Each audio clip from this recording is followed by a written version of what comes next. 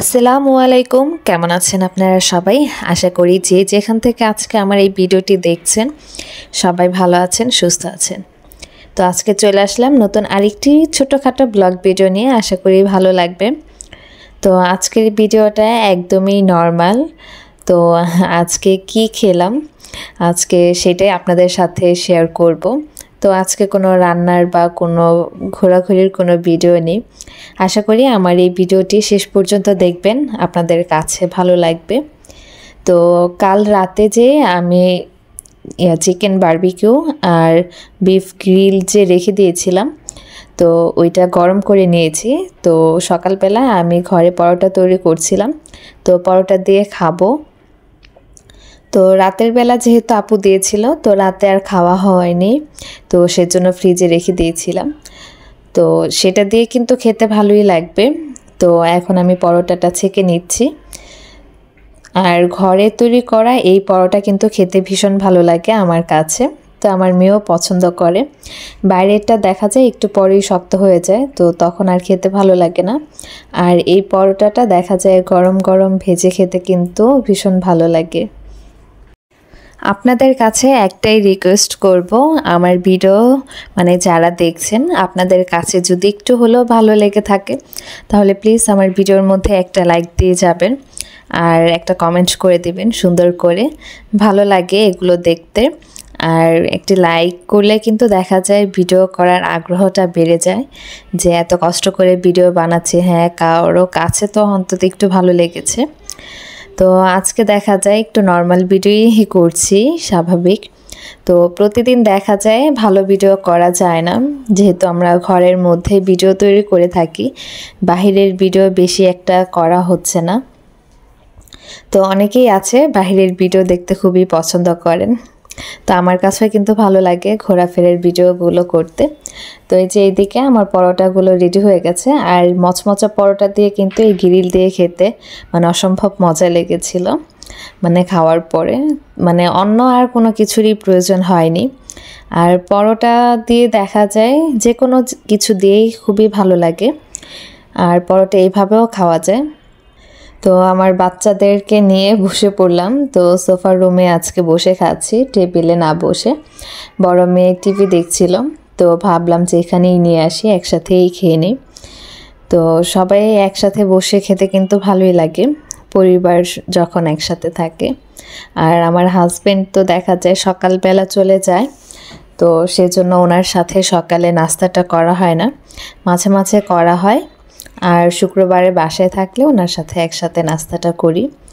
এছাড়া দেখা যায় ওনাকে আর পাওয়া যায় না সকালবেলা। তো আগে যখন লালবাগ ছিলাম তখন দেখা যায় তিনও বেলায় একসাথে খাওয়া দাওয়া হতো। আর যেহেতু ওনার কাজের স্থানটাও ছিল আমার বাসার পাশেই, তো সেজন্য। আর এখন তো দেখা যায় অনেক দূরে, এখান থেকে যাওয়া আসা খুবই কষ্ট হয়ে যায়। তো যাই হোক, আমরা খেয়ে নিয়েছিলাম, আমার ছোটো মেয়েকে একটু দিচ্ছিলাম। ও আবার এইভাবে শুকনা পরোটা খেতে খুবই পছন্দ করে। আমার মনে হয় সব বাচ্চারাই পছন্দ করে, শুকনা রুটি বা পরোটা হাতে দিয়ে দিলে একটু একটু করে খায়। মাশাল্লাহ, আলহামদুলিল্লাহ সব কিছুর জন্য। আর কে কোথা থেকে আমার ভিডিওটি দেখছেন তাদের জেলারগুলো নাম বলবেন, ভালো লাগে কে কোথা থেকে দেখছে সেটা জানলে।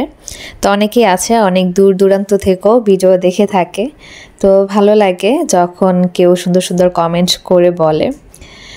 তো এই যে আমরা এখন খাচ্ছি, আর অনেক আপুরাই আছে অনেক সুন্দর করে কথা বলতে পারে, আমি কথা গুছিয়ে বলতে পারি না।